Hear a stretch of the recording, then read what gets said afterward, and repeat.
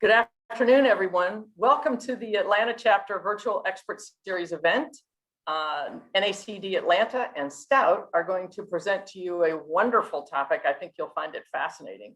It's transforming the consumer and public engagement, and it's the Takata Airbag recall. So I think everyone is aware of what happened a while back, and so they're going to give us some really great update information about how that all happened, and I think you'll find it very fascinating. Please note that in the chat box is the list of the attendees, and we will send you the slide deck at the end of the call, today or tomorrow. So please feel free to submit questions via the chat or raise your hand to be called on at the end of the session. So today we are, and I also need to say thank you to all of our other sponsors, by the way, Alston & Bird, BDO, EY, Grant Thornton, Houlihan Lokey, King & Spalding, KPMG, Meridian, Northern Trust, Paradigm, Perlmeyer, Protiviti, PwC, RSM, and our sponsor for today, Stout. So today's, and thank you to Mike Amacher, who's helped us put this whole thing together. And I'm sure he would like you to feel free to call him if you have any questions or anything that he can help you with. Today, we are going to welcome John Beretta. John is a partner with Cravath, Swain and Moore, and Neil Steinkamp, who's managing director of a complex situation consultant with Stout. So with that, I'm going to turn it over to Neil for the program.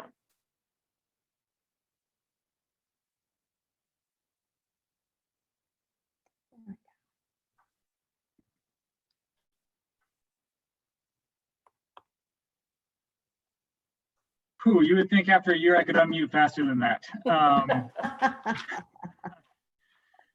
So it's great to be here today. My name is Neil Steinkamp. I will be a co-presenter during our presentation here today. I'm a managing director at Stout. My practice is on complex situations, often involving issues of health and safety and consumer engagement. So it's a great opportunity, and I'm grateful for the opportunity to share our experiences with the Takata recall and in the applications of some of the things that we learned during this experience to other settings. And with that, I'd like to ask my co-presenter, John Beretta, to introduce himself as well. Thanks, Neil. John here. Thanks, everyone, for joining, and thank you to the NACD for inviting us to speak with everyone today. I handle principally investigative matters for companies these days. I was at DOJ for many years before that, and was really indebted to Neil all through 5 years of work we've had together on the Takata recall. And I see we have many folks from the auto industry, and I wanted to send out a special hello to them and a thanks as well. We'll brag about you as we go through the presentation here. And of course, if folks have questions or want to talk about any of this, we're happy to take those as we go along.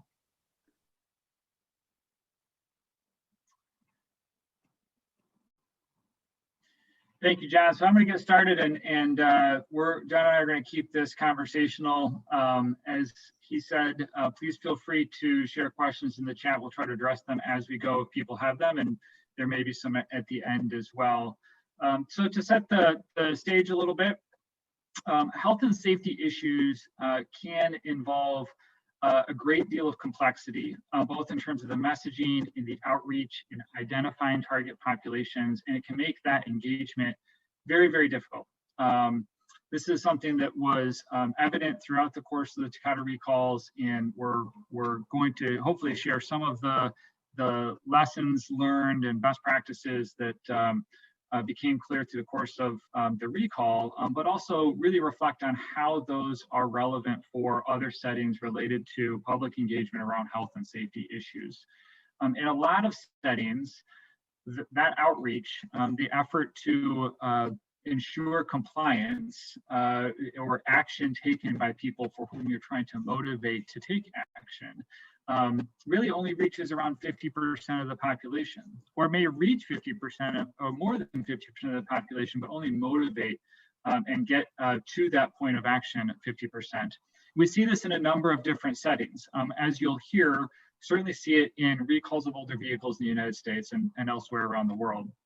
But we see it right now with respect to vaccination, texting and driving campaigns.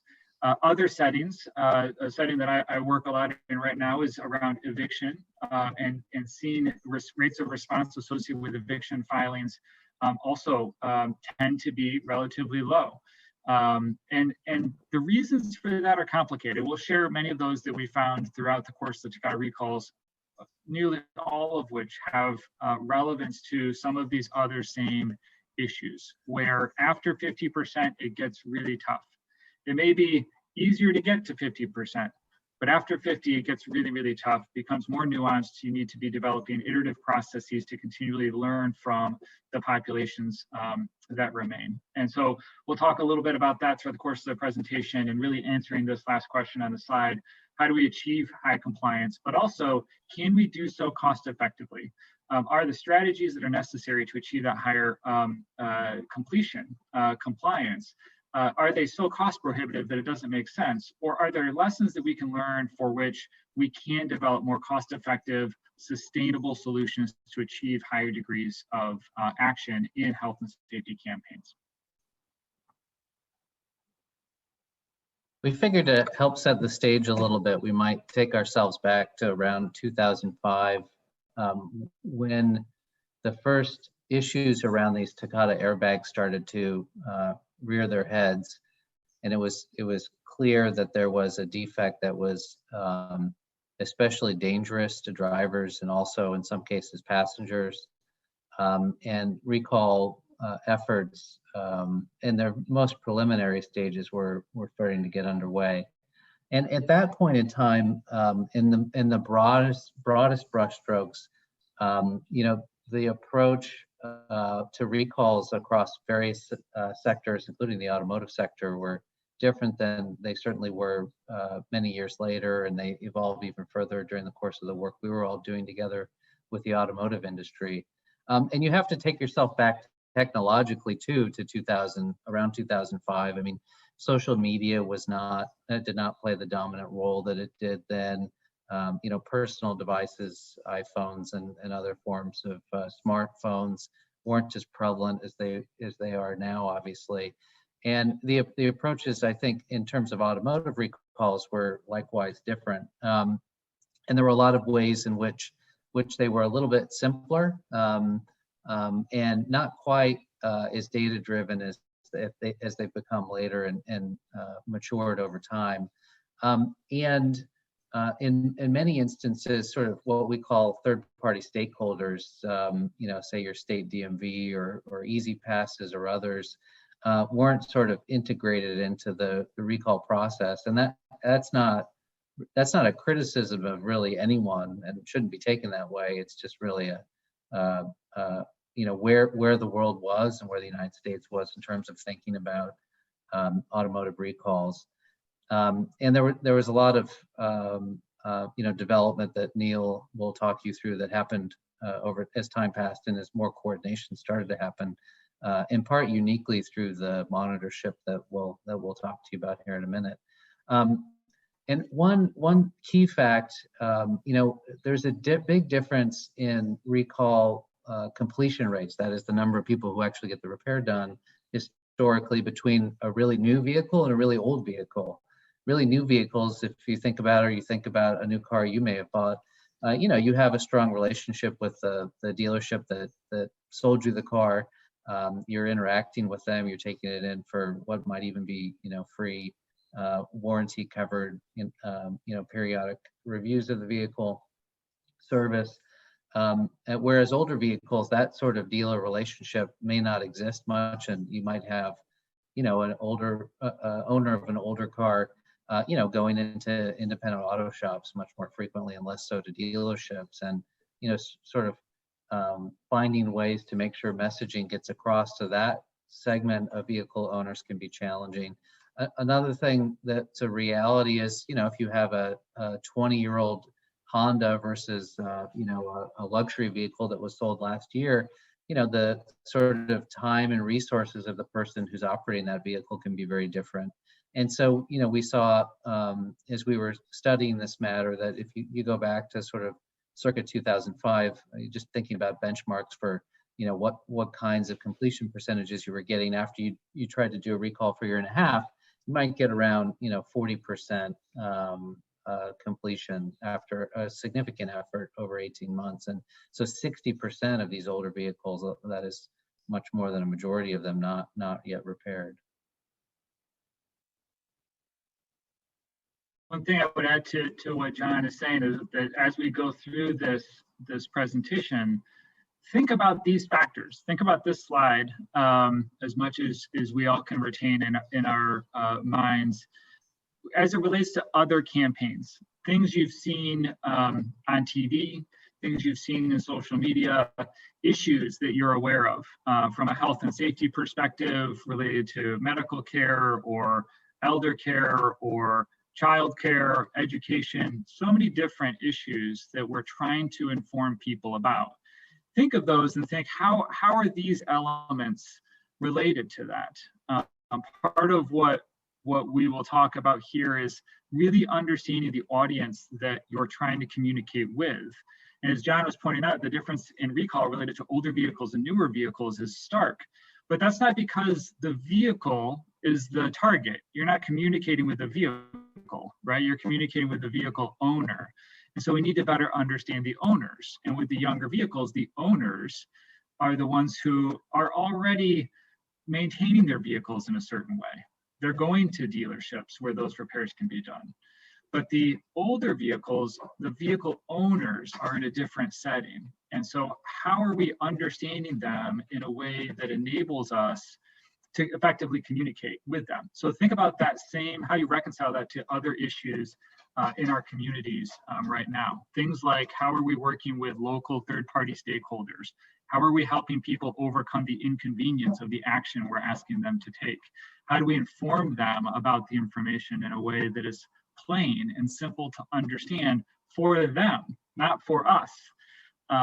So great things to be thinking about.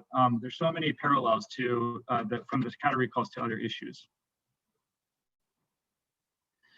So John and I are going to take a couple of slides here to dive more deeply into the Takata recalls and help people understand some of the real challenges that we were facing. But again, as we go through the content, the relevancy here is to be thinking about how those same challenges are evident in other issues we're trying to communicate about, trying to motivate people to take action on. So the Takata recalls was the largest and most complex recall in history, not only in the United States, but globally. 18 automakers in the United States recalling over 70 million airbags. Vehicles were between 2 and 20 years old, and they covered all vehicle segments. You had luxury vehicles, you had economy vehicles, you had trucks, motorcycles, commercial vans, you name it. It probably had a Takata airbag in it. The market penetration of that product was significant for a significant period of time. And so a huge number of vehicles in the United States had both driver side and passenger side airbags that were under recall. Created a significant challenge in terms of an outreach campaign, because you had so many different car makers who would need to be conducting that outreach. You had homes that might have 2 or 3 vehicles under recall, some that just had one vehicle under recall, but also that was their only vehicle in that home. In addition, it's a particularly complex defect. What is happening here is a chemical degradation that results in a metal cylinder in your vehicle potentially exploding at a time when it is designed to be protecting you. So bear with me for a minute to explain this defect, and then I'll share a short video that really demonstrates it. But an airbag in our cars, if you were to pull open the steering wheel or on the passenger side component, or open up the dash, back when these were manufactured, they were either a sort of circular hockey puck shape on the driver's side, or they were sort of a cylindrical, almost the shape of a small water bottle on the passenger side. Within that is a chamber with a chemical that was being used. That chemical, when activated with a little electric spark, would expand in extraordinary fashion to create the air. It would change from a pressed material, solid material, to gas. That gas is what fills your airbag. So it's that metal canister is connected to the cushion material. That little tablet of powder changes from solid to gas, and that gas fills your airbag, and that's how our airbags work. Many people don't realize that there's a metal canister that is at the center of your airbag, a thing that in a split second is designed to save your life. So what's happening here is that chemical degrades over time, and when it does, that gas conversion happens too quickly, and the canister that it's in can't hold the results from that. And as a result, that canister can rip apart. So we have a metal canister ripping apart. There were a lot of analogies to things like grenades and pipe bombs and things like that, which are also metal canisters ripping apart. And that is what was happening. When you talk to people who experienced this happening in their cars, they would often say that it sounded like a bomb went off in their car. And that's because a metal canister full of gas was exploding in their car. So that's why it sounded like a bomb was going off in their car. The metal of that canister rips apart. And just as that cushion material is filling with gas, metal pieces are coming through it toward the driver or passenger. And that's where the terrible injuries and fatalities that occurred both in the United States and around the world, that's what's happening there. So that's a really complicated thing to be sharing with people to help them understand the risks that they're facing in a way that motivates them to take action. There's so many technical elements there. How do we simplify that message so that they can understand the risks of that issue? It's also one that no one's touching on a day-to-day basis, right? So we talk to vehicle owners who would say, my airbag's fine. I've never had an issue with my airbag. It's probably fine. But of course, you would never know if your airbag has an issue until you absolutely need it to work the way that it's supposed to work. And so it is a very challenging defect to communicate about. There was an added complexity too, that the rate of degradation of that chemical tablet would go up if you were in a hot, humid environment. And so the degradation would be faster in a place like Florida or Georgia, other places that are hot and humid in the summer, versus if you went, say, to Wisconsin, where the degradation would be much slower. And so, you've got this added layer that not every car, not every airbag, not every chemical wafer in these airbags is going to be acting the same way. Some places it'd be a quicker problem, and the other place would be a slower problem. And in addition, it degrades over time, right? So you have these three elements to what's happening. And so there are some vehicle owners who would say, oh, well, I'm in a younger car. I live in Wisconsin. I should be fine. Others who may be in those places, but they just purchased their car from a used car lot. They don't know that car spent its life in Puerto Rico or Florida or Georgia, and therefore had already been exposed to the heat and humidity that John was talking about. Older vehicles posed more risks. Those exposed to greater degrees of heat and humidity posed more risks. So again, complicated messaging, and you combine that with the variety of circumstances for people who own older vehicles, which we'll get into a little bit more. In response, NHTSA created a coordinated remedy order, had never been used before, really significant and unprecedented response from NHTSA in terms of developing and working with industry to create a response to this that appreciated the difficulty and significance of this recall. Let me share my screen real quickly to show what the video of this looks like. This will take just a couple of seconds, but it'll give you a chance to see how a metal canister, inflator canister looks as this is available on NHTSA's website. This is what's called an inflator rupture. This is the Takata Airbag defect happening. These are microseconds that are ticking by. So this is actually, well, it happened relatively quickly, but it's actually slow motion. This is here you can see the wire that's on the right-hand side here. That is the activation that's happening. So you'll start to see little gas fumes coming out as that tablet is converting from solid to gas, and then the rupture will happen.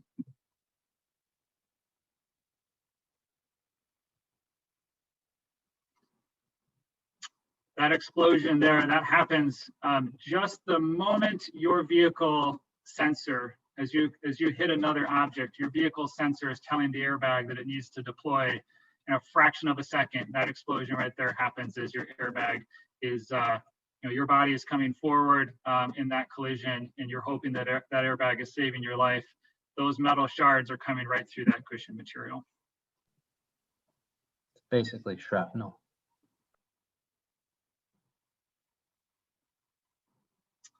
Let me go back here, resume my slideshow.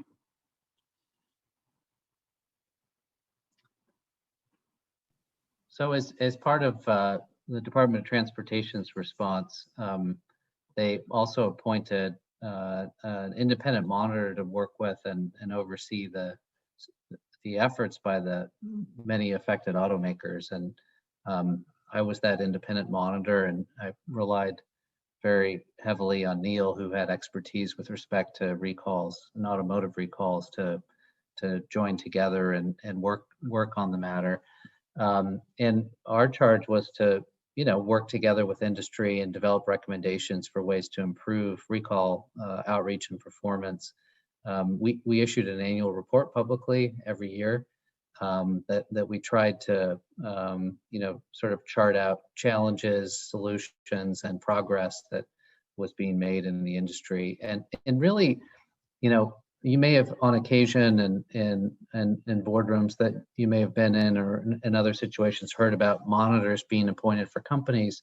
This was really a different monitorship, and unlike anyone that had ever happened before, in the sense that it wasn't oversight of a particular company or that company's, traditionally it's their compliance program with various laws, but rather here it was more a coordinating function across essentially the entire U.S. automaking industry, and we tried to approach it that way to try to foster, a really unique public-private collaboration that would be happening, where we could help automakers sort of bridge the gap in some ways between government regulators, between other stakeholders like state DMVs, as we'll talk about a little bit more.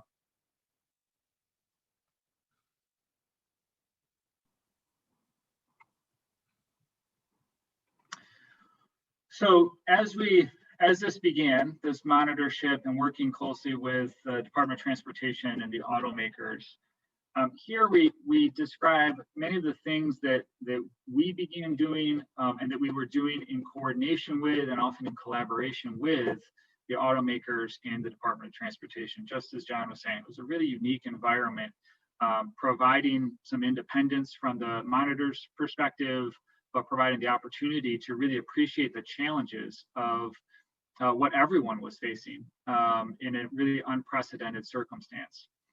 Research was key and continues to be key. One of the things about a recall, which is very similar to some of those other campaigns that we were talking about earlier, and that for which there's relevance here, is that the population of people that you are trying to motivate always changes. And it always gets harder the further you go. So in the initial months of a campaign, and this is true in automotive recall, in the initial months, you have your hand raisers, you have the voluntary compliance people, the people who tend to get something in the mail, they read it, they schedule it, they go in, they do the thing that you're asking them to do. But over time, there are no more of those people, because all of those people took action. And so with every passing month, the challenges of your outreach gets more difficult, both because the population is changing and because whatever you have done to date hasn't worked for the people who remain, sort of by definition. And so it's a matter of continually learning about the barriers faced by the people who haven't taken action yet. And so we worked closely. There's a number of different techniques you can use there to gather feedback from different stakeholders, in terms of how they might be able to assist, and feedback that they were learning about, hearing from different vehicle owners, also from the consumers or the public themselves, listening to different messengers, certainly listening to the automakers as well in terms of the challenges that they were facing, what their dealers were saying. So the iterative research that can inform the ongoing strategies is critical, because again, the population is always changing. and always getting more difficult. And so as you get into those 80% completion percentages, for example, which was really unprecedented in the Takata recalls, what remains is a very, very difficult population to continue to, one, find, and two, motivate, because you're trying to understand why nothing you have sent so far has worked. What is the barrier and how can we overcome that? Research is a key bridge to being able to do that. Data collection goes along with the research, right? So trying to really understand that population, what has worked, what didn't work, where did it work, for who did it work? Many times you would have people ask, well, what is the thing that we should be doing? What's the key? How do we, what's the solution? And the answer is, well, it's not really one thing, because no one person who you're trying to motivate, or no population of people you're trying to motivate, has one thing you're trying to overcome. So it's not a matter of what is the one thing, it's what is the many thing, and what is working, but also for who. So that you can segment your population and really say, all right, of the people who remain, we have some that are facing this kind of a barrier. They live a long way away from the place they need to go to, or it's a language barrier, or it's a literacy barrier, or it's a skepticism and fear barrier for the system that you're asking for them to engage with. All of these things we found in the recall. And so you had to develop customized strategies, and data, regular iterative data collection, can really help you identify that. Not only collecting it, but then using other data sources like census data that can help identify population concentrations that might inform your strategies. Identifying key barriers, like I mentioned, is critical, and the acknowledgement that those barriers change in concentration. So you may find that early on in the campaign, there's a small percentage of people who are facing a particular barrier. But if you're not proactively addressing that barrier from the beginning, then by the midway point, that small percentage of people grows in proportion over time. And they may become a very significant percent of what's left as you get to that 50 or 60% completion percentage, because you haven't addressed that barrier. And so again, you have achieved compliance for the people for whom they were motivated. But for example, if you're using an English only strategy and you haven't adopted Spanish language messaging, then initially there may be very few of the people you're targeting who are solely speaking Spanish. But by the time you get to a 50% compliance rate, you may have 50% of the remaining population who are facing a language barrier that you really need to embrace. So all of that data collection and identifying the key barriers is key.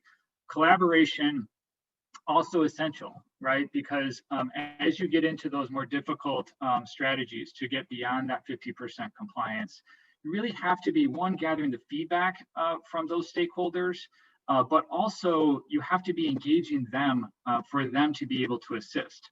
That way you can change the message and the messenger. They can help you understand how you need to change the message, but they can also become valuable messengers.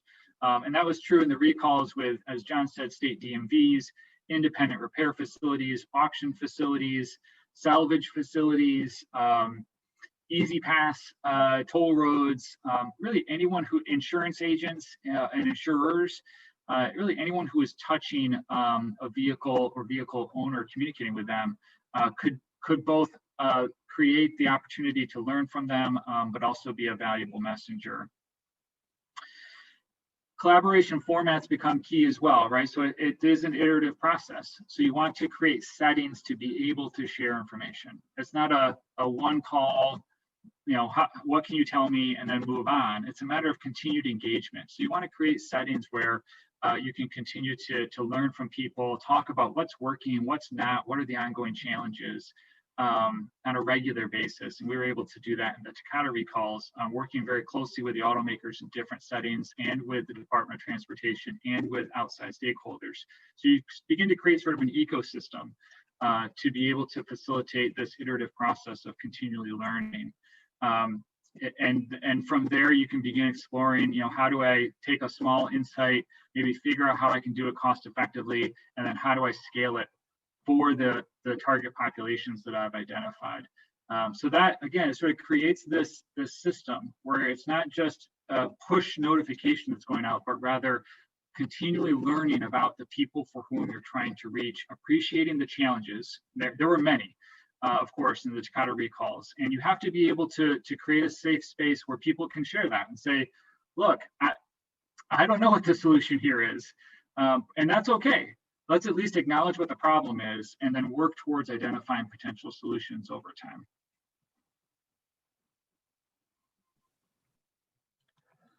And we had some great successes together with the automotive industry, and one I will highlight is working with the state DMV. So, as to automotive recalls before this recall, state DMVs didn't really play a role in communicating to vehicle owners about recalls, and so through a tremendous effort by several of the automakers and us and Department of Transportation, we started small and spoke with several state DMVs about the nature of this problem, what the defect was, what the danger was, and the opportunity we saw in having, again, a different messenger. This time, not the automakers themselves, although the automakers were always making tremendous effort to contact owners and motivate them, but getting the DMVs to be the messenger directly to owners. And we were able, in the first couple months of this effort, to convince one and then a couple state DMVs that this was a great idea. And over time, many states agreed to participate. And one lesson I think that's a great takeaway is when you've got a concept that you think really could yield a tremendous return, sometimes you've just got to start small and get that test case going. And if you get a success out of the test case, you can then build on the learnings there and the data you get out of it, the yield you get, to go convince others to transform as well. And that was certainly the case as to state DMVs. And here on the right, you can see a chart that shows you the average increase in completion percentages that occurred once the state DMV sent out a letter. And this, what was really tremendous about this was that it was happening at a point in time in the recall where the sort of the low-hanging fruit had happened already. The 50% was done, and so you're looking at a population of folks who are left who are, they've just been resistant for whatever reason to absorbing the message and taking the action. And so the fact that you were able to get on average over a 200% increase in repairs in the short period of time after the DMV letter mailings went out to vehicle owners was a huge success, and the industry was incredibly pleased with that. And it's also actually an incredibly low cost effort, right? It's really a question of formulating a standard letter, making sure the DMVs, are comfortable with what the letter says, and that gets easier over time. It's harder the first time. People want to, run the traps on a bunch of things, but then as you get that track record building, your sort of marginal cost, to use that language here, does go down, even in this kind of setting. So you've got to get the letter squared away, and then really it's a matter of making sure you've got the data on who to send the letter to and the postage to send the letter. And that kind of outreach in comparison to some other much higher forms of much higher cost outreach efforts like advertising, it's almost as though the DMV letter doesn't cost you anything when you compare it to the cost of some other forms of outreach. So it was a tremendous yield at a very low cost as to a population that was inherently resistant at that point on the recall. Just a great success, and kudos to the automakers who spearheaded this effort along the way, and then helped expand it over time so that you see as many states you see in this snapshot here participating in it.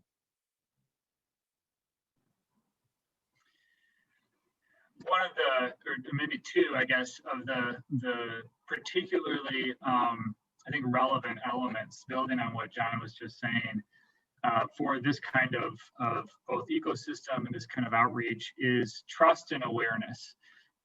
We often found vehicle owners who would tell us, we had done a significant amount of research. We talked to a lot of vehicle owners, and trust was a key issue that the message that they were receiving, it wasn't as much the message, but frankly, they weren't getting to the message because the messenger wasn't a trusted messenger. And again, as you get to that 50% compliance, you get into the tougher population, the population of people who have not responded to what you have already sent, the several, sometimes dozens of attempts that you've made to communicate with people. Trust is at the center of that. And so changing the messenger to one that is trusted becomes a really valuable opportunity. It becomes more complicated and more challenging, but it can be done. And what John described as a way that we were able to do that with the automakers to change the messenger to the DMVs. Now that doesn't work for everybody.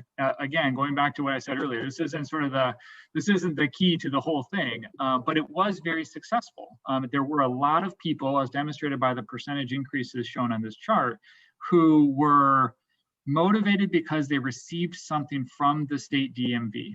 That for them, communicating about things related to their car needed to come from the state DMV. And so they opened that letter, the letter that maybe they got from the car maker.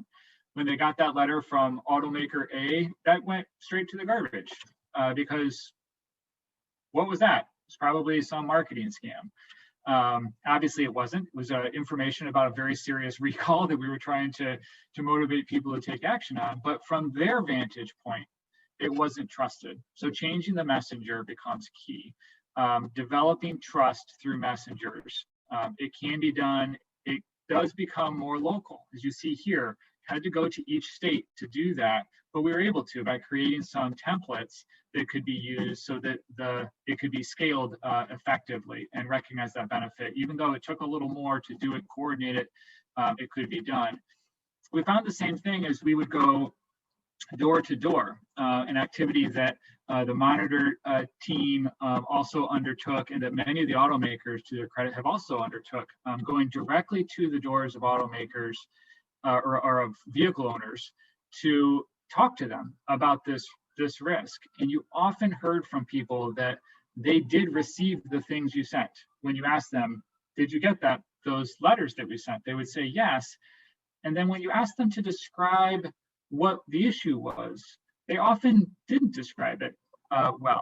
They would tell you, well, I think it's just the airbag, it comes out too fast, or it doesn't come out at all if I get in a crash, and that's okay. I'm a pretty safe driver. When you told people it's actually a metal canister that explodes in your vehicle when you get in a crash and metal shrapnel comes through the airbag, the responses, the reactions were extraordinary. I mean, people were really stopped in their tracks saying, I had no idea. And sometimes you would hear people say, why didn't you say that?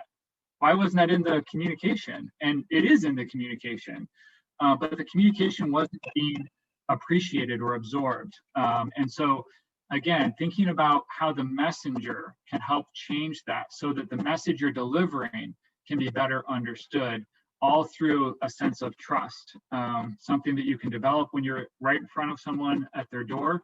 But what we learned is you can also develop trust by having a messenger who is already trusted. It's not always the state DMV.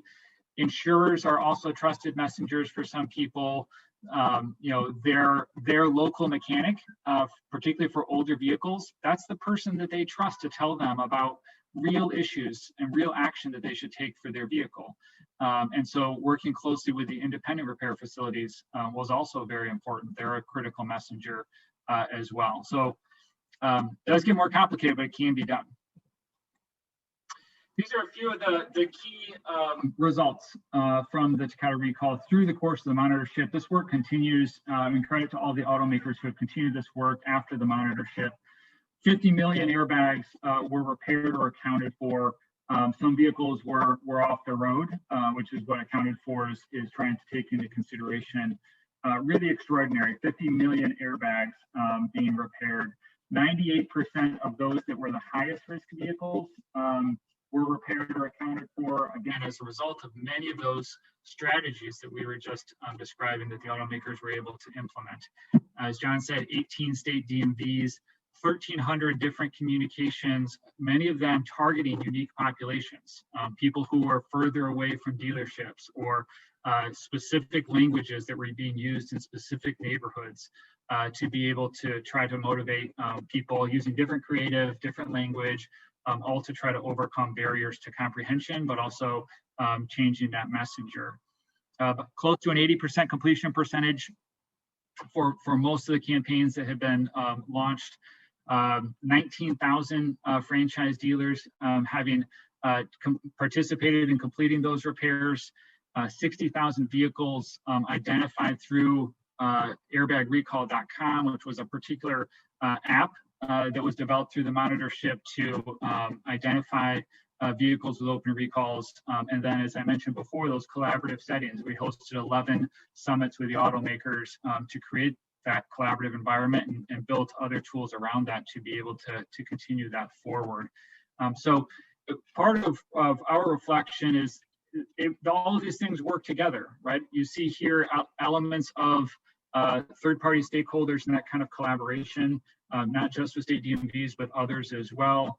The role of folks like the franchise dealers creating collaborative environments and having unique communications through trusted messengers.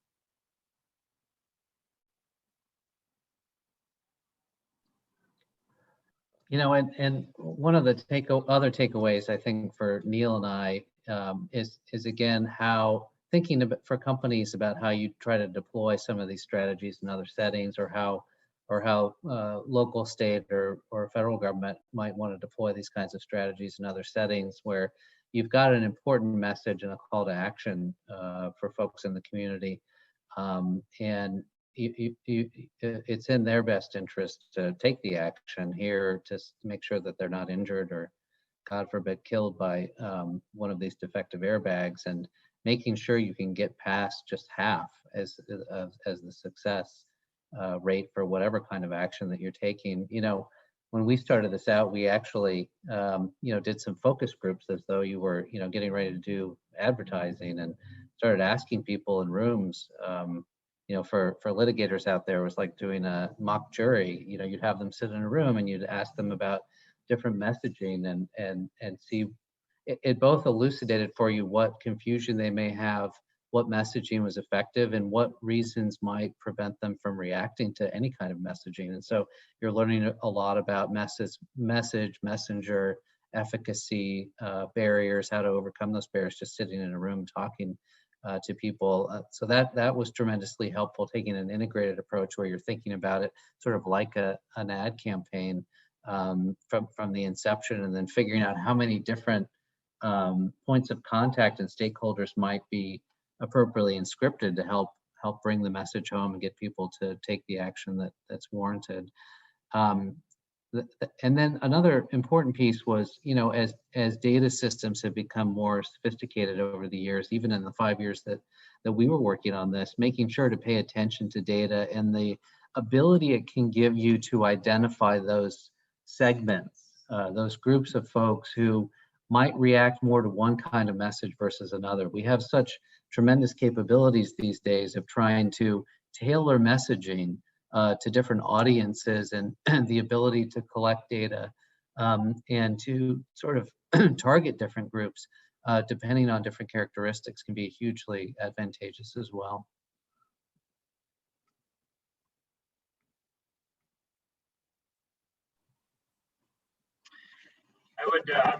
I would share a couple of additional observations from some of the barriers that we identified through the course of our work that automakers would often tell us about.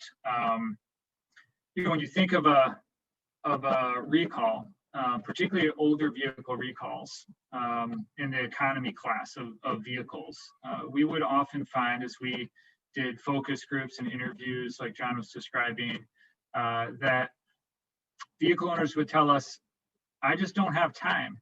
I hear you. I got the communication. I got the postcards and the letters. I got phone calls from people at the car maker who told me I needed to take my car in. I remember interviewing vehicle owners myself and having them tell me, look, I'm a single parent. I have 3 kids. I work 2 jobs. I don't have time to make it to a dealership during the hours that they're open. it was, it was a reminder. We heard it over and over again of people who were describing an inconvenience. They were describing a challenge that they were facing, trade-offs that they would have to make, whether it was missing work for a job that they needed to pay their rent, or not being able to drop their kids off at school so that they could make it to the dealership for their appointment. Particularly for the lower income populations where you have resource constraints in order to be able to take the action that we were trying to facilitate. Just getting to a dealership was going to be tough, and not being with their car for a significant period is going to be tough. Some of the repairs, particularly on the driver's side, could be relatively short. Other repairs on the passenger side airbags took a while. You had to take the whole dash off, and it's a pretty significant process to get that airbag repaired. So you could be talking about a few hours of downtime. They weren't sure if the dealership was going to have a loaner car or a shuttle to get to work or pick up their kids, and so it just wasn't worth it. And obviously, they're trading between the risks that they face and issues with their family. And so as the industry really began to appreciate that and began to see it more frequently, as I was saying before, that may be something you don't see or appreciate fully initially because most people who are responding don't have those challenges. But once you repair all the vehicles for people who don't have that challenge, what it remains are all people who do have that challenge. And so you'll have to confront it eventually. It will be most of what's left. And so it was developing things such as mobile repair to be able to do repairs for the Takata Airbag at people's homes. And there have been many, many, many repairs done at people's homes as a result of the industry's response to learning about that barrier and then developing something that had really never been done before to try to overcome that. Going back to that, using research, then identifying data, and then developing a way to pilot it and then scale it to overcome specific barriers that you're learning about. And that is a pathway to a really sustainable platform going forward, mobile repair for certain recall repairs. The barriers were really so many, and I have the opportunity to have reflected back on so many interviews of vehicle owners, but there were times when you would think, that the issue that person is facing is not one I'm ever going to hear about again. I talked to a woman at one point who told me that she really didn't like driving her car. She had an older vehicle. She just wasn't comfortable driving really at all. And if she did, she was only comfortable making right-hand turns. And so the dealership required a left-hand turn. And we ended up connecting her with the dealership. They came with a tow truck and just towed her car, and they brought it back later that day. And that's what she needed. But she's not alone, right? You start to realize that even though that is not something you've heard before, there are many people who are facing that. So it's a matter of developing all of these different strategies to be able to put together a system that can really continue to iterate towards those higher levels of compliance. I'm going to turn to questions in just a second. Feel free to use the chat or use audio here. There are a couple of interesting questions in the chat already that I want to turn to, a couple that I'm not sure we can answer, but a couple that I'll probably draw out here, and some other interesting comments in the chat for those that are interested. Before I do that, John, I want to turn to you for just a second with any additional comments or reflections before we move to the Q&A. Oh, I'm good. Thank you, Neil. Thank you. One question from Jim Boone in the chat. What is the process for elevating a recall issue, particularly when the manufacturer is reluctant to do the recall or wants to do it in a limited fashion? And obviously the Peloton treadmill issue is in the media right now. I don't know that John or I are going to be able to answer that question. Obviously, it's one that is close to the regulators to be able to work with that manufacturer to try to understand the risk. Of course, the Department of Transportation and NHTSA for vehicles and others for Peloton and other products, really understanding what the risks are going to be key, and getting on the same page about what those risks are, frequency, severity, and response. Peloton is one example where, at least initially, there was a difference of viewpoint in terms of those issues. We've seen that in the automotive world as well, not related to the Takata recalls, I don't think, but in other settings. It does happen. There are instances where the frequency of a particular defect is low, and perhaps the severity when it does manifest itself is low. And there are plenty of examples every year where you can see a dialogue between the automaker and the regulator on how to try to resolve that. Sometimes it's through a different type of response. It may not be a recall, it may be a voluntary campaign to provide resources or extend a warranty or things like that. So there are different levers that can be pulled. Let me draw on a couple of other questions here. Betsy Camp with an interesting question. John, interested perhaps in your thoughts on this one. How would you approach, or how would your approach differ from some of the current vaccine work and its messaging to the reluctant? Yeah, it's interesting as we've read news coverage of sort of the latest wave in many states of outreach regarding vaccination. So I have seen some similarities to some of the work that we had done. So for example, I'm starting to read about targeted advertising in certain communities and something akin to mobile repair where they're sending buses or other vehicles out to actually vaccinate people in different communities. And it seems to be, in many instances, data-driven. That is, they're seeing geographic pockets where the uptake is very low.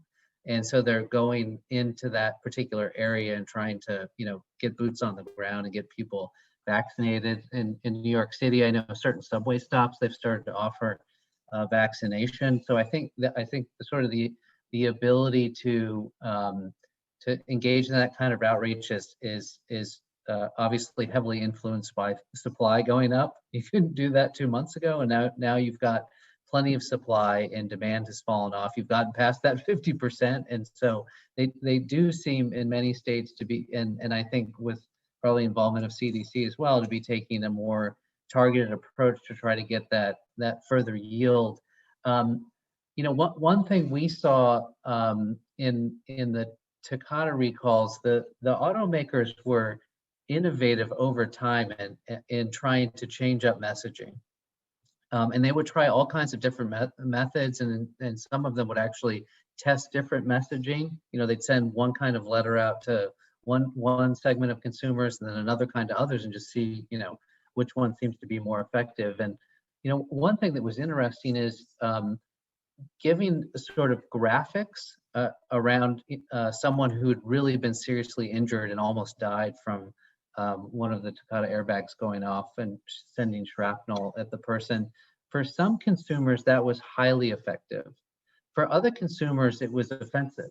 They didn't want to receive a piece of mail that had a graphic image in it. And I think the automakers who did those forms of communication tried to be very sensitive, sort of, a warning on the front, there's something graphic inside. And so it was interesting to see how, again, different people just react differently. And there's really no silver bullet in communication and motivation for when you're talking about large populations of individuals who may be very different in many different ways. But I'll be curious to see, whether messaging about, what happens when you get COVID and I mean, my mother died of COVID. I lost her in January, and I spent 4 months, remote with her in the ICU. And I just wonder if some of the learnings of experiences like that could be used in some of the messaging. I'm not saying that it isn't being used, but I haven't seen really instances where that kind of messaging is necessarily prominent. And I'm curious whether that might help some people who may not just understand the severity of the problem. They read about it every day, but as we all know, it doesn't always soak in. Even if you read about 500,000 deaths, unless it's really affected you immediately, it might not just resonate with you, and you might need something more, some different way of communicating, some different message about its severity to help sort of help you understand and overcome, some prejudices you may have. I've talked to people who this was the first vaccine they've ever gotten. They were just opposed to vaccine, sometimes on principle and sometimes in the vaguest of ways. It's just they had an uneasiness around it. And I think there's probably a lot of people of the 50% who are left who haven't had the vaccine in our country. There's probably a lot of those people out there. And I'm hopeful that there's focus groups and a really targeted effort to figure out what is it that will help a lot of those people, overcome concerns that they may have. So that might be a good strategy. And I don't know whether it's being used, but it'd be great if it were used. A couple of things that I would add to what John was just describing, particularly as it relates to the vaccine effort. I actually think that there are a lot of parallels with our work on the Takata recalls to where the vaccines are at right now around messaging. As John said, the message, there's definitely opportunity there. And I think thinking again about using data and research to drive that change to messaging, development of customized messaging for different segments will be key. I think the other thing that I'm beginning to see a little bit with vaccination messaging, and I think will probably have to be expanded, is changing the messenger. So you're beginning to see some change in who's delivering the message. And I think that, again, will need to continue. And that's where things do get more difficult, because the easiest thing to do is sort of have one commercial that can go across the nation, one message, just send it everywhere, put it everywhere. But again, you're only going to get to that 50 or 60% compliance level with that kind of message. And the question is, well, why didn't that work for the remaining? The message, as John said, is key to that. Beyond that, really thinking about issues of trust, the same things that we encountered, as I mentioned before. Trust is central to part of the vaccination effort right now. Convenience is another one. Again, similar to what we experienced in the recall. And those two issues, I think, are going to be really key. How do we overcome trust? And it's going to be working with trusted messengers. That is likely going to have to move from what is now sort of the national trusted messenger, using things like influencers and whether it's athletes or entertainers who people may trust, to move into much more local levels, faith communities, education communities, healthcare communities at very local, hyper-local levels, enabling them to be able to be proactive in their messaging, really thinking for the people who have not responded, who is a trusted messenger for them at a local level, right? And that's where some of the research I think will be really helpful, is to be asking people that. Who would need to explain this to you? Who would need to help provide information to you that might help you make this decision? So thinking through the messenger, I think, is going to be really key. The other issue, I think, with the vaccine is, where are we getting data from and how are we understanding data? That will be an important iterative process. As you move towards higher levels of compliance, you want to continually be trying to understand who is left, who hasn't responded, why didn't it work for them? And so those questions, some of it can come through research, hopefully some of it can come through data. With the recall, automotive recall is interesting and different than other forms of recall. For example, a lettuce recall, the response many times is to remove the product from the stores so that it can't be sold, and then to use some sort of general outreach to let people know that there's a bad batch of lettuce out there. But you don't know who bought the lettuce. There's no registration of lettuce, right? So, but with vehicles, they're typically registered. And so there is information. You can target the outreach specifically to the people who are affected by a recall. And you don't send the notifications to people who are not affected by a recall, typically. One of the things that we learned through the Takata recalls is that there is sort of a degradation in that data over time. As you get to that more challenging population, and maybe a population of people who tend to be a little bit more transient, may not be in their home as much, may not be re-registering and providing updated addresses. So finding the people who haven't taken action yet becomes more difficult. And that may be true with the vaccination effort as well, as we try to continue to stay in front of the people who haven't taken action, it's the group that is hardest to communicate with, as evidenced by their lack of action, right? So it can be more difficult to find them as well. And so that there are ways to overcome that too, but that only adds to the difficulty and complexity moving forward as well.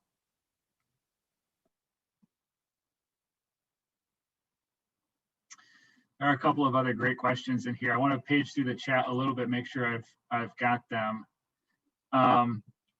John, there is a question about whether there was much involvement with the Takata management and board. I don't know if you want to take a moment to talk briefly about any of the work there.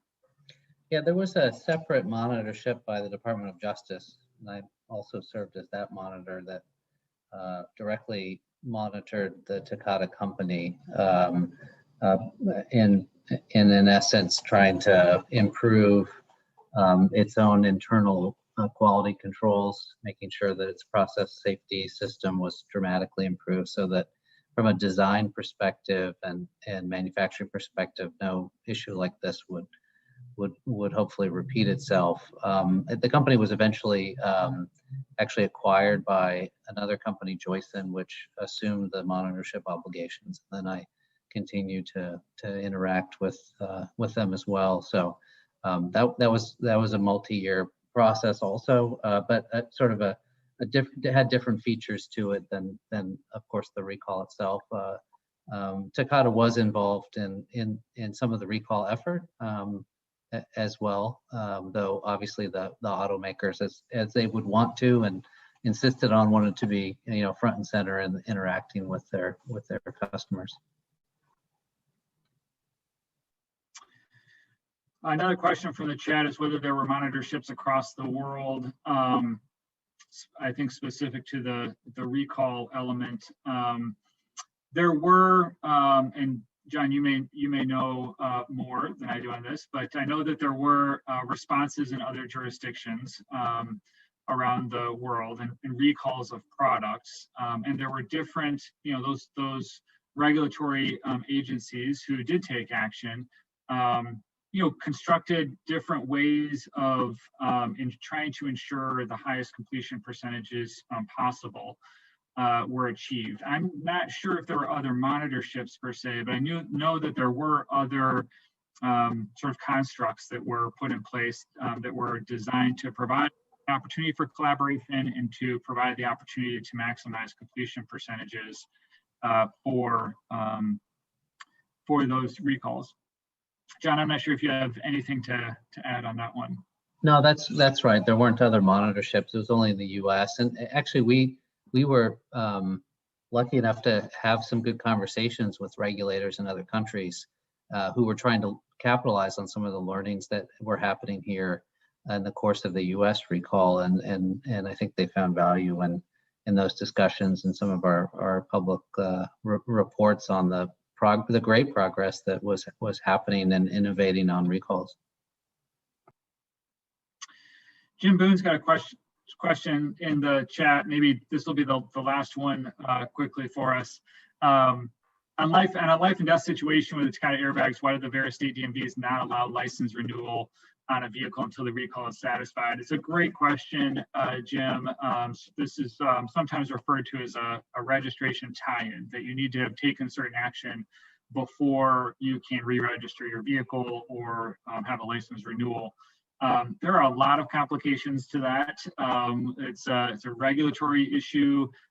There are times when that may be particularly difficult for certain vehicle owners. There were situations in the Takata recalls where a part may not be available for some time. There were instances where a person may be, traveling or abroad or in the military and not be able to get the repair done, but still needed to have their vehicle re-registered.